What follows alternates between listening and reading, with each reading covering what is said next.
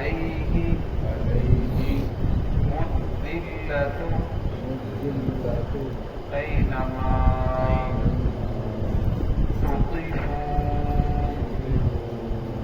إلا بحبل من الله وحبل من الناس وباءوا بغضب من الله وضربت عليهم المسكنة ذلك بأنهم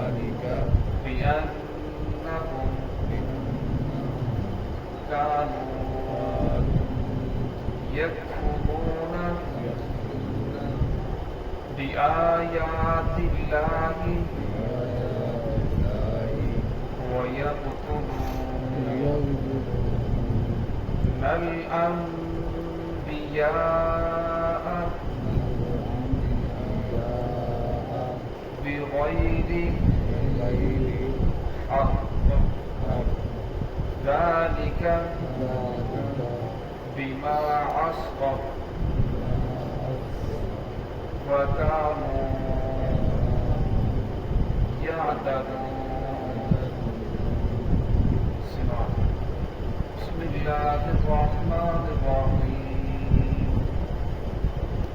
ضربت عليهم الذلة أينما ثقفوا إلا بحبل من الله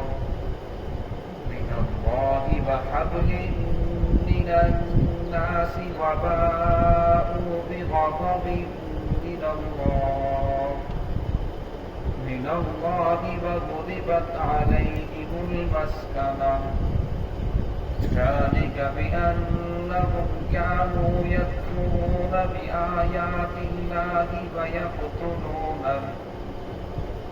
ويقتلون الأنبياء بغير حق ذلك بما عصوا وكانوا يعتدون.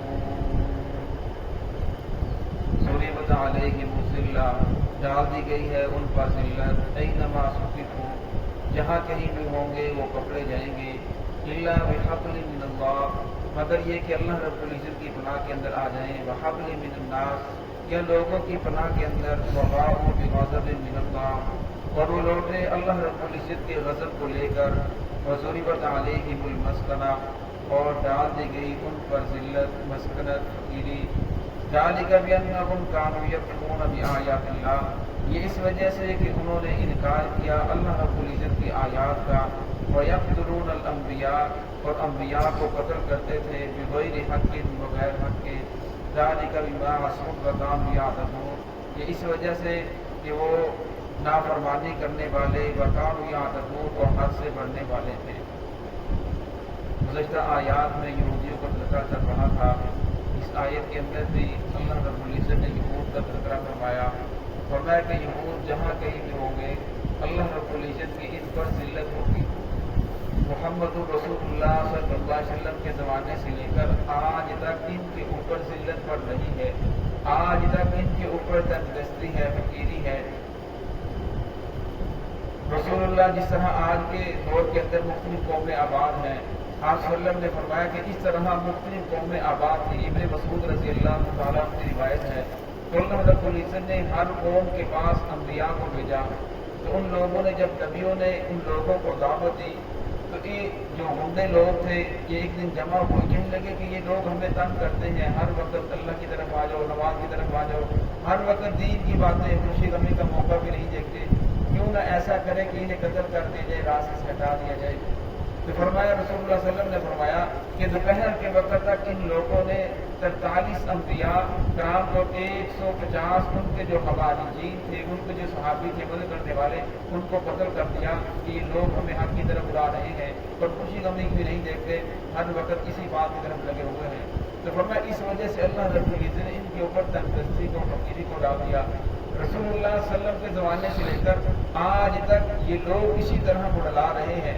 तो फरमाया ये लोग जहाँ कहीं भी होंगे पकड़े जाएंगे, इल्ला बिहब्लिन मिनल्लाह, अल्लाह रब्बुल इज़्ज़त की पनाह के अंदर आ जाएं, अल्लाह रब्बुल के ज़ेर साया असर आ जाएं, दीन को कबूल कर लें, वहब्लिन मिनन्नास, ये लोगों के पनाह के अंदर आ जाएं। अब देख लें, साल हा साल कुफर की कोशिशों के बाद, इतने साल कोशिशों के बाद सिर्फ एक इसराइल वजूद के अंदर आया। फिर उस इसराइल के लिए लोगों को दाएं बाएं से जमा करके उस जगह लगाकर खड़ा किया जा रहा है। ये मोहम्मद रसूलुल्लाह सल्लल्लाहु अलैहि वसल्लम की फरमान की एक पेशगोई है।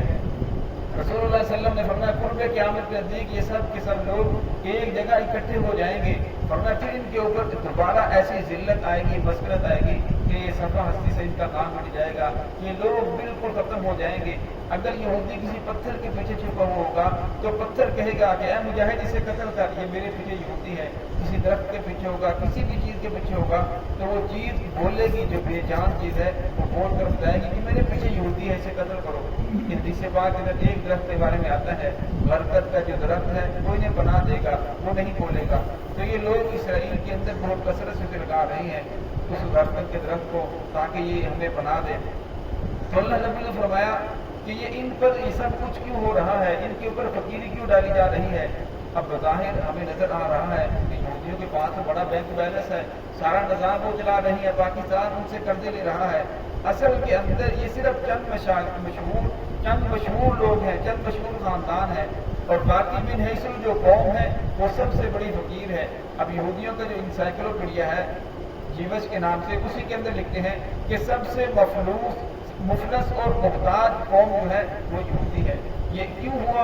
क्योंकि इसका नाम इसराइल की वजह से या यहूदियत की वजह से, इसकी वजह से नहीं, बल्कि ज़ालिका बिअन्नहुम कफ़रू बिआयातिल्लाह, इस वजह से कि इन्होंने इनकार किया अल्लाह रब्बुल इज़्ज़त की आयात का।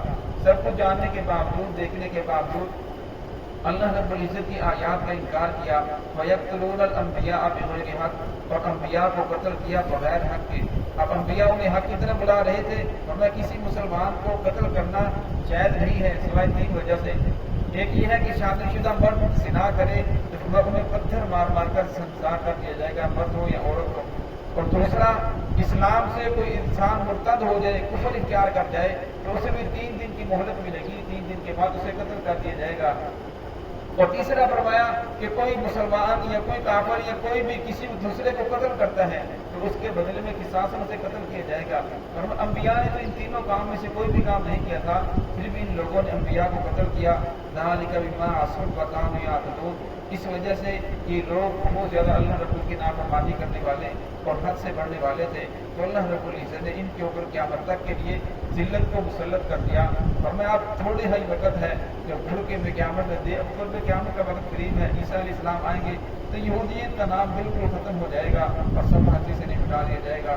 दुआ है कि अल्लाह रब्बुल इज़्ज़त हम सबको सिरातल मुस्तक़ीम पे चलने की तौफ़ीक़ अता फरमाए।